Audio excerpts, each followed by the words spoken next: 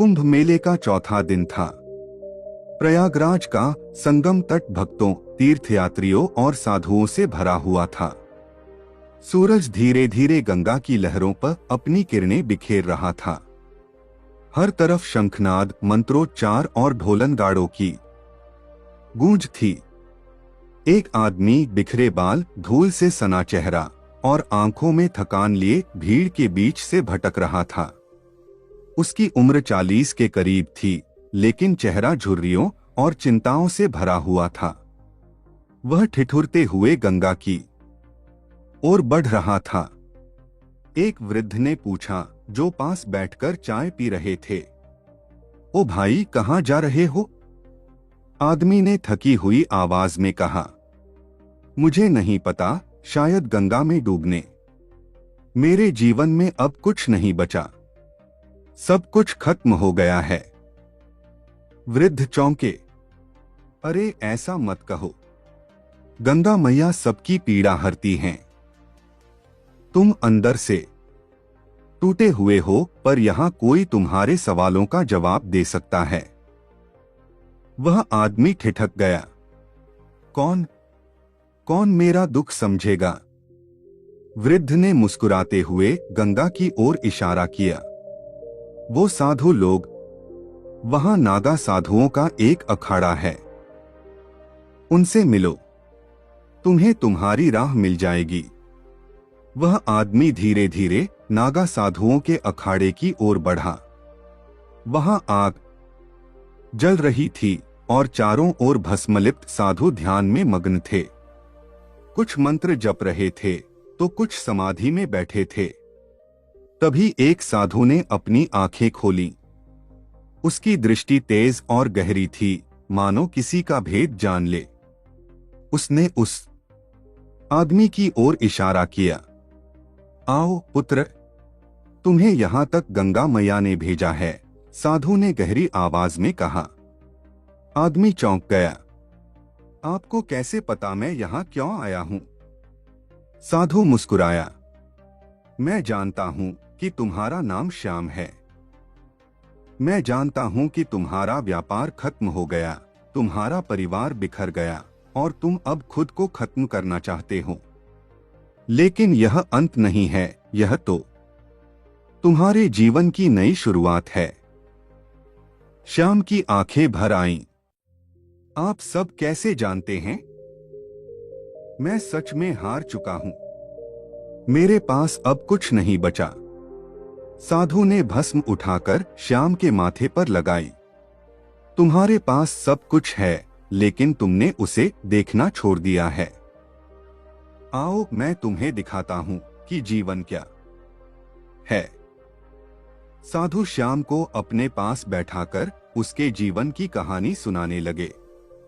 पुत्र, हर आदमी अपने कर्मों के कारण पीड़ा भोगता है। तुम्हारे साथ जो हुआ वह केवल तुम्हारे कर्मों का परिणाम है।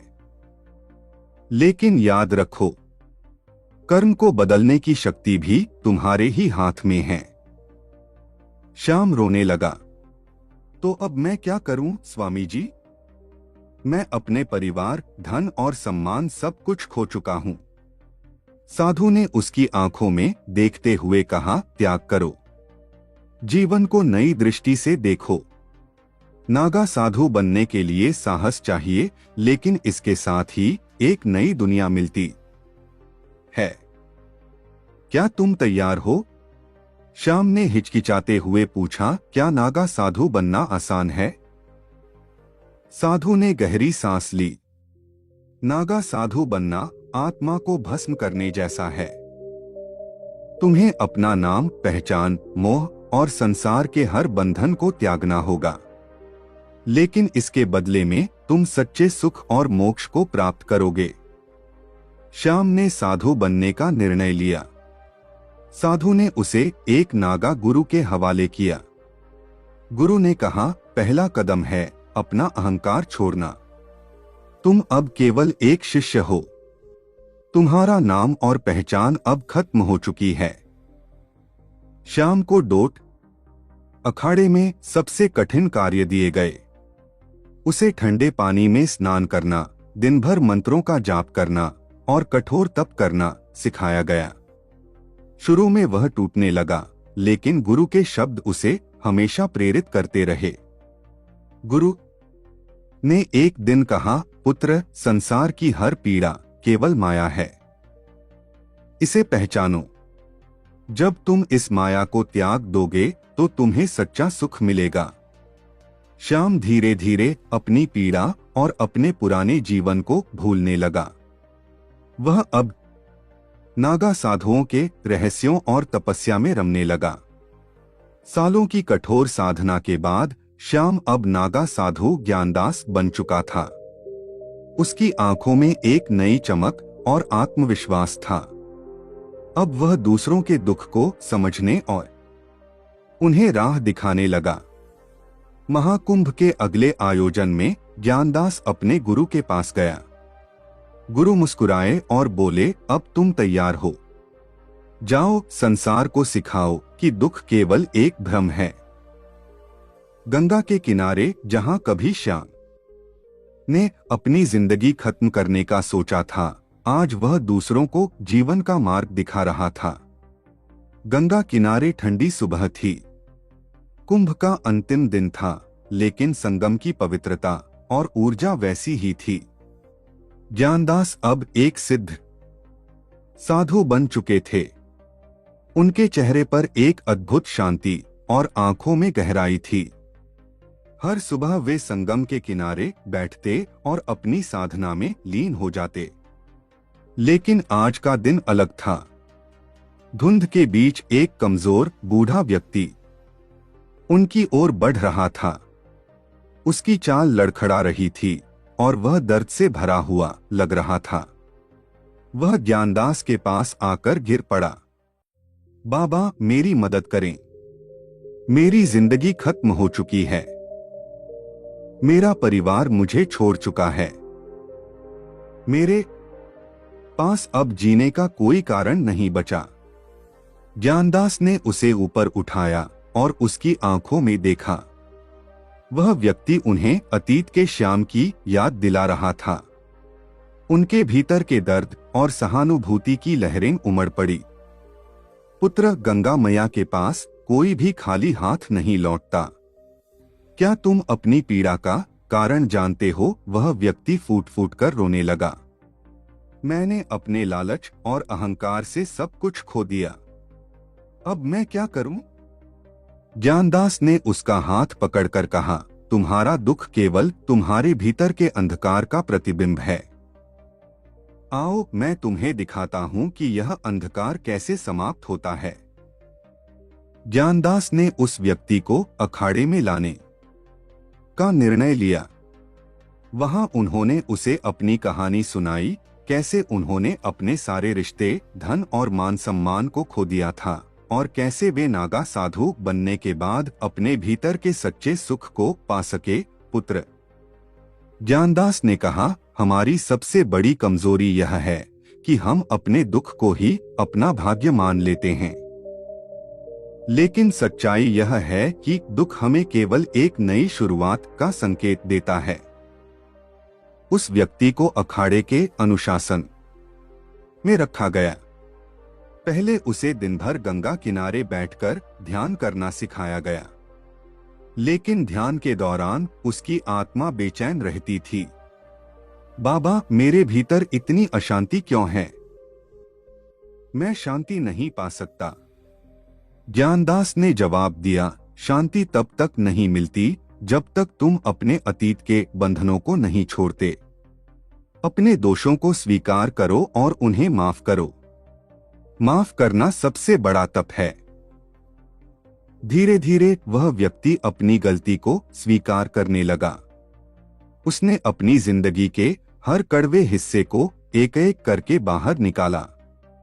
हर सुबह जब वह गंगा में डुबकी लगाता, उसे ऐसा लगता कि उसकी आत्मा थोड़ा और हल्की हो रही है। महीने बीत गए। वह व्यक्ति अब बदल चुका था। उसका नाम अब शांतदास रखा गया। वह अखाड़े के अन्य साधुओं के साथ कठोर तपस्या में लीन हो गया। एक दिन ज्ञानदास ने शांतदास को बुलाया। पुत्र, तुमने अपनी आत्मा का अंधकार मिटा दिया है। अब समय आ गया है कि तुम संसार में जाकर दूसरों की मदद करो। यह महाकुंभ केवल तुम्हें बदलने के लिए नहीं था, बल्कि तुम्हें एक साधन बनाने के लिए था। शांतदास ने सिर झुका लिया। बाबा, लेकिन क्या मैं तैयार हूं? मैं अभी भी डरता हूं कि मैं फिर से गलतियां न कर बैठूं। ज्ञानदास ने मुस्कुराकर कहा, डर ही तुम्हारा सबसे बड़ा गुरु है। उसे गले लगाओ। जो साधु अपने डर को समझता है वही सबसे मजबूत होता है। जाओ और गंगा मैया का आशीर्वाद लेकर लोगों को जीवन की सच्चाई सिखाओ। महाकुंभ समाप्त हो चुका था, लेकिन शांतदास और ज्ञानदास जैसे साधुओं की यात्रा अभी शुरू हुई थी। वे गांव-गांव, नगर-नगर घूमते और अपने अनुभवों से लोगों को जीवन का सही अर्थ सिखाते। ज्ञानदास, पुत्र, याद रखो, संसार केवल एक दर्पण है। जो तुम इसे दिखाओगे वही यह तुम्हें लौटाएगा। अगर तुम इसे दुख दिखाओगे तो यह तुम्हें दुख ही लौटाएगा। अगर तुम इसे प्रेम और समर्पण दिखाओगे तो यह तुम्हें शांति और मोक्ष देगा। शांतदास, बाबा, मैं आज समझ पाया हूँ कि जीवन केवल पाने का नाम नहीं, बल्कि छोड़ने का नाम है। जिसने त्याग करना सीख लिया वह सबसे बड़ा विजेता है। महाकुंभ की गंगा, यमुना और सरस्वती केवल नदियां नहीं थीं। वे जीवन की त्रिमूर्ति थीं, भूत, वर्तमान और भविष्य। जो कोई भी संगम के इन जलों में डुबकी लगाता वह केवल अपने शरीर को नहीं, बल्कि अपनी आत्मा को भी शुद्ध कर लेता। ज्ञानदास और शांतदास की यह यात्रा हमें सिखाती है कि हर अंत एक नई शुरुआत का द्वार है। जीवन में चाहे कितना भी अंधकार हो, सही मार्गदर्शन और कठोर तपस्या से उस अंधकार को डोट मिटाया जा सकता है। यह कहानी यहाँ समाप्त होती है, लेकिन इसका संदेश हमेशा हमारे साथ रहता है।